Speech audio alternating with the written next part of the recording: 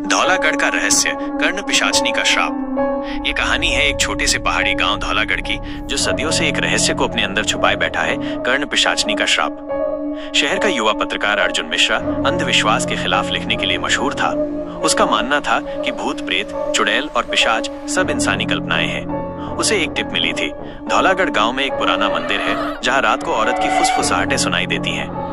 लोग कहते थे जिसने वो फुसफुसाहटें सुनी वो या तो पागल हो गया या फिर अगली सुबह उसका गला कटा मिला। अर्जुन ने ठान लिया सच सामने लाना है, पर धौलागढ़ पहुंचना आसान नहीं था। गांव के लोग उसे देखकर चौंक गए। आप वो पत्रकार हो ना?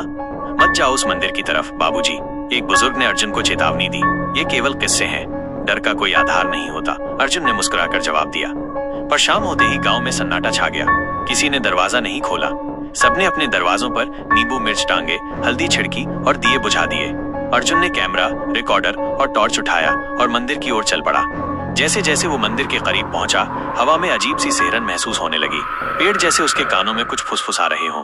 तभी उसे सुनाई दी धीमी पर दर्द से भरी एक औरत की आवाज। तू सुन रहा है? अर्जुन ठिठक गया। कौन है? जो सुनता है वो नहीं बोलता। और फिर अंधेरा। अर्जुन की आंख खुली। दूसरी सुबह गांव के बाहर एक मंदिर के पास अर्जुन अचेत पड़ा था, गला सूजा हुआ, आवाज गायब। गांव वालों ने उसे बचाया, लेकिन वो अब कुछ बोल नहीं पा रहा था। भूत नहीं बदला था। एक बूढ़ी औरत दादी सावित्री ने अर्जुन को इशारों में इशारा किया और अपने घर ले गई।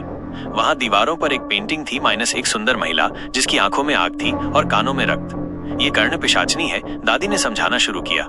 150 साल पहले इस गांव की औरत रुक्मिणी पर एक पंडित ने झूठा आरोप लगाया था कि वो तांत्रिक है। लोगों ने उसके कानों में गर्म सीसा डाला ताकि वो किसी को कुछ न बता सके। वो मरी नहीं मगर पिशाचनी बन गई। अब वो दूसरों के कानों में वही दर्द फूंकती है। अर्जुन अब बोल नहीं सकता था, पर उसने लिखना शुरू किया। उसने तय किया कि वो रुक्मिणी की सच्चाई सबके सामने लाएगा। वो मंदिर वापस गया। इस बार दिन में मंदिर के पीछे उसे एक गुप्त तहखाना मिला। वहां एक पुरानी डायरी मिली जिसमें रुक्मिणी की आपबीती दर्ज थी। मैं निर्दोष थी, मेरी आवाज छीनी गई, पर मेरी आत्मा तब तक मुक्त नहीं होगी जब तक कोई मेरी सच्चाई दुनिया को न बताए। अर्जुन की चुप्पी टूटी। चमत्कारी अंत। अर्जुन ने वापस शहर जाकर एक डॉक्यूमेंट्री बनाई, कर्ण पिशाचनी एक बदले की दास्तान। जैसे ही उस डॉक्यूमेंट्री की आखिरी लाइन सामने आई, रुक्मिणी निर्दोष थी। उसकी आवाज आज हम सबकी जुबान है। अर्जुन की आंखों से आंसू निकले और उसकी आवाज वापस आ गई। गांव में अब मंदिर के पास अजीब आवाजें आनी बंद हो गई थी। लेकिन डॉक्यूमेंट्री के कमेंट सेक्शन में एक नया कमेंट था। तूने मेरी बात सबको बताई, अब मैं मुक्त हूँ, लेकिन तुझे एक नया श्राप दे गई हूँ। सुनना सबकी, पर बोलना सच ही। नहीं तो क्या? अर्जुन पर अब एक और श्राप लग चुका है। कर्ण पिशाचनी की आत्मा तो मुक्त हो गई, लेकिन क्या वो अकेली थी? इस रात एक और आवाज आई थी, पर वो किसकी थी?